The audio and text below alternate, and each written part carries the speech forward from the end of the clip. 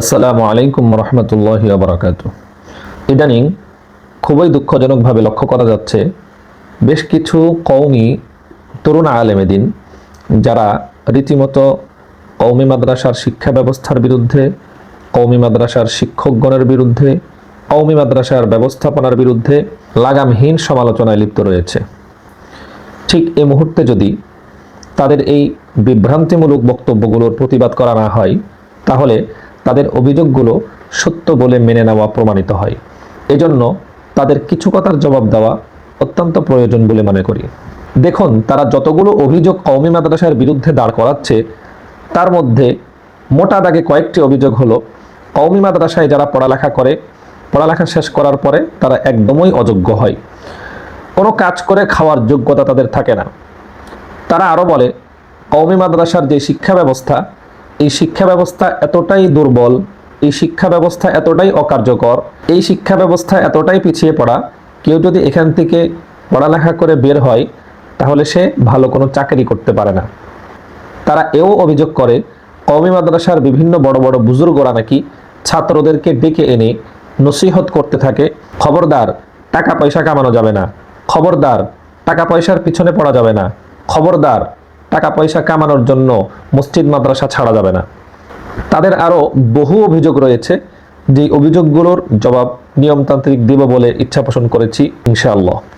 দেখুন, তাদের বক্তব্যগুলো যদি আপনি শুরু থেকে শেষ পর্যন্ত মনোযোগ দিয়ে শুনেন এবং পর্যালোচনা করেন, তাহলে সেখান থেকে আপনি ঠিক সে বিষয়গুলোই পাবেন যে বিষয়গুলো অর্জন করার জন্য একজন বাবা তার সন্তানকে স্কুলে ভর্তি করান, একজন বাবা তার সন্তানকে জেনারেলে পড়ালেখা করান। কিন্তু তাদের প্রতি যদি আপনি পাল্টা প্রশ্ন ছুড়ে দেন যে আপনার যদি টাকা কামানোই মূল উদ্দেশ্য হয়, আপনার যদি দুনিয়া কামানোই মূল উদ্দেশ্য হয়, তাহলে কেন আপনি জেনারেল ছেড়ে মাদ্রাসা লাইনে পড়ালেখা করতে আসলেন? তখন কি তাদের কাছে কোনো উত্তর থাকবে? না। হয়তো তারা জবাব দিবে, আমরা যখন ছোট ছিলাম আমাদের অভিভাবকগণ আমাদেরকে মাদ্রাসায় ভর্তি করিয়েছে, আমরা বুঝতে পারিনি। অথবা তারা জবাব দিবে, আমরা মনে করেছিলাম মাদ্রাসায় পড়ালেখা করলেও অনেক কিছু শেখা যায়।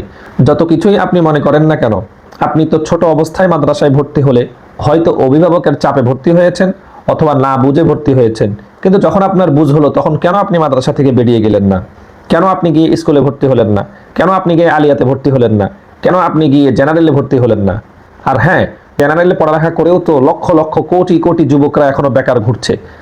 বাস্তবতা হচ্ছে যে সমস্ত তরুণ আলেমগণ কওমি মাদ্রাসায় পড়ালেখা করেই কওমি মাদ্রাসার বিরুদ্ধে বিভিন্ন অভিযোগ উত্থাপন করছে, এরা বাস্তবিক পক্ষে ছাত্র জীবনে পড়ালেখা করে নাই। আপনি যদি তাদের সহপাঠী, তাদের উস্তাদদের নিকট থেকে তাদের ব্যাপারে খোঁজ খবর নেন, তাহলে দেখতে পাবেন ছাত্র জীবনেও তারা মাদ্রাসায় বসে বসে মাদ্রাসার বিভিন্ন বিষয়, উস্তাদগণের বিভিন্ন বিষয়, মাদ্রাসা ব্যবস্থাপনার বিভিন্ন বিষয় নিয়ে সর্বদাই তারা প্রশ্ন তুলেই যেত। সুতরাং প্রশ্ন উত্থাপন করাটা তাদের অভ্যাসে পরিণত হয়েছে। এবার আসুন এক কথায় তাদের সমস্ত প্রশ্নের জবাব দেওয়ার চেষ্টা করি। সেটা হচ্ছে, একজন বাবা বা একজন মা তার সন্তানকে যখন মাদ্রাসায় ভর্তি করান, তখন তাদের মূল উদ্দেশ্য কি থাকে? দুনিয়া কামাই করা, দুনিয়া সফলতা অর্জন করা, নাকি আখেরাতের সফলতা অর্জন করা? আমরা তো দেখি মাদ্রাসায় যখন কোনো অভিভাবক তার সন্তানকে ভর্তি করাতে আসেন, তখন তাদেরকে যদি জিজ্ঞাসা করা হয় কেন আপনি আপনার সন্তানকে মাদ্রাসায় ভর্তি করালেন, সে বলে যে আমি চাই আমার পরিবার থেকে, আমার ঘর থেকে, আমার বংশ থেকে একটা ছেলে হাফেজে কোরআন হোক, একটা ছেলে আলেমে দিন হোক, যার উসিলায় আমরা পরকালে নাজাত পেতে পারি। এমনকি আমি যদি বলি, হাতে গোনা কিছু অবুঝ অভিভাবক ছাড়া বাদবাকি সকলেই আখেরাতের উদ্দেশ্যে সন্তানদেরকে পড়ালেখা করান, এতে কিঞ্চিত পরিমাণ ভুল হবে বলে আমি মনে করি না। কিন্তু দুঃখের বিষয় হচ্ছে, এই সমস্ত মৌলবীরা 12 থেকে 15 বছর পর্যন্ত মাদ্রাসায় পড়ালেখা করলো, মাদ্রাসার আঙ্গিনায় নিজেদের জীবন অতিবাহিত করলো, মাদ্রাসার কৃষ্টি কালচার তারা দেখলো, উস্তাদগণের শিক্ষাদান পদ্ধতি তারা দেখলো, মাদ্রাসার নিয়ম কানুন তারা দেখলো। ঠিক ছাত্র জীবনেও তারা মাদ্রাসার বিভিন্ন বিষয় নিয়ে প্রশ্ন উত্থাপন করেছে। এখনো তারা মৌলিকভাবে কওমি মাদ্রাসার ব্যবস্থাপনা নিয়ে প্রশ্ন উঠিয়েই যাচ্ছে। তাহলে আপনার কাছে প্রশ্ন ভাই, জেনারেল লাইনে পড়ালেখা করার পরে লক্ষ লক্ষ কোটি কোটি যুবক যে বেকার বসে আছে, এই ব্যবস্থাপনার বিরুদ্ধে কেন আপনার কোনো বক্তব্য নেই? আজকে আপনি প্রশ্ন উত্থাপন করছেন কওমি মাদ্রাসায় পড়ালেখা করার পরে যেই কাগজ আপনাকে ধরিয়ে দেওয়া হয়, যে সনদ আপনাকে ধরিয়ে দেওয়া হয়, এটা দিয়ে কোনো সরকারি চাকরি পাওয়া যায় না। তাহলে আমি আপনাকে প্রশ্ন করি, জেনারেলে পড়ালেখা করার পরে সরকারি সার্টিফিকেট হাতে পেয়েও এই সার্টিফিকেট নিয়ে বছরের পর বছর বিভিন্ন দরবারে ঘোরাঘুরি করছে, কিন্তু তারা কোনো চাকরি পাচ্ছে না, এমন হাজার হাজার লক্ষ লক্ষ যুবক কি আমাদের দেশে নেই? তাহলে কেন সেই শিক্ষা ব্যবস্থা নিয়ে আপনার কোনো মাথা ব্যথা নেই? কেন সেই শিক্ষা ব্যবস্থা নিয়ে আপনার কোনো প্রশ্ন নেই? এখন প্রশ্ন হলো, তারা এই যে কওমি শিক্ষা ব্যবস্থা নিয়ে এত মাতামাতি করছে, আসলেই কি তারা কওমি মাদ্রাসায় পড়ালেখা করার মূল উদ্দেশ্য সম্পর্কে জানে? কওমি মাদ্রাসায় যে শিক্ষা দেওয়া হয়, এই শিক্ষাকে কি বলা হয়? এটাকে ইলমে দ্বীন বলা হয়, দ্বীনের জ্ঞান বলা হয়। দ্বীনের জ্ঞান কি মানুষ দুনিয়া কামাই করার জন্য শিক্ষা করে? কেউ যদি দুনিয়া কামাই করার জন্য, দুনিয়া উপার্জন করার জন্য দ্বীনের জ্ঞান শিক্ষা করে থাকে, তাহলে হাদিসের ভাষা অনুযায়ী সে তো জান্নাতে প্রবেশ করবে না, শুধু তাই নয়, বরং জান্নাতের ঘ্রাণ পর্যন্ত সে পাবে না। আসুন এ সম্পর্কে আমি আপনাদেরকে কয়েকটি হাদিস শোনাই।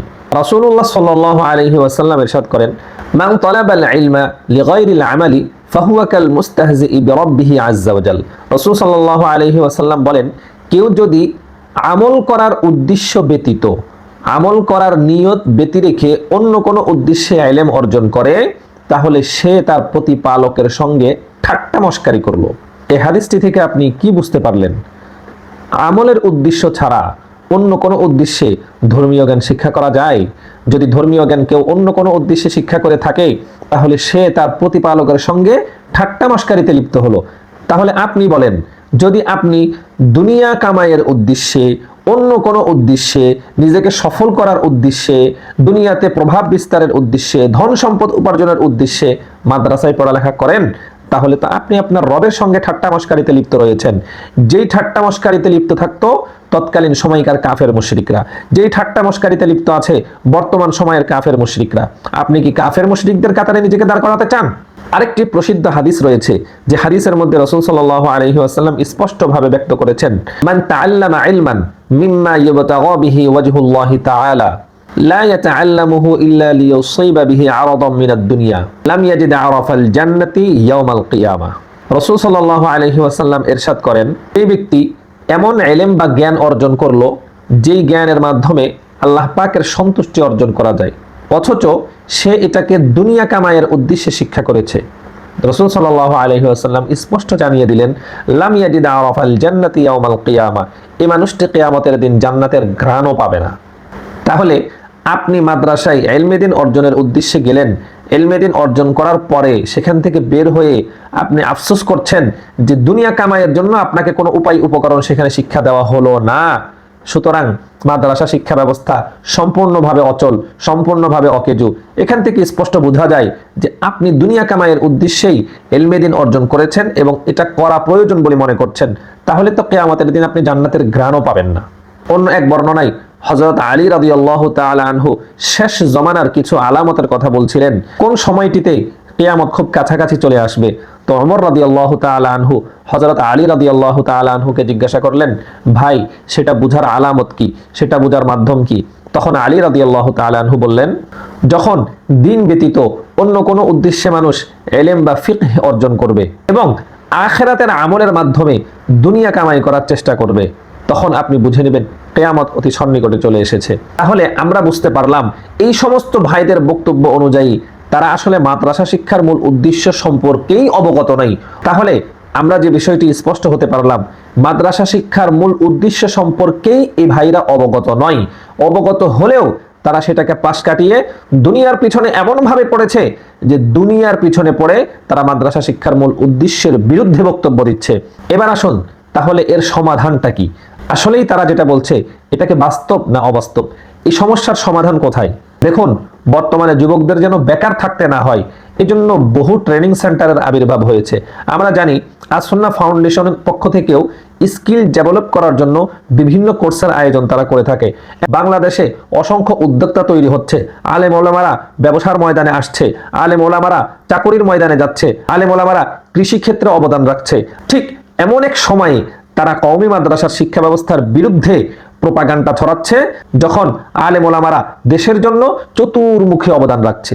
সুতরাং এ কথা আর বুঝতে বাকি থাকে না, নিশ্চয়ই এরা কওমি মাদ্রাসার বিরুদ্ধে কারো না কারো এজেন্ডা বাস্তবায়নের জন্য উঠে পড়ে লেগেছে, অথবা তারা আপাদমস্তক কওমি শিক্ষা ব্যবস্থা বিদ্বেষী। সুতরাং তাদের কথায় কান দেওয়া যাবে না।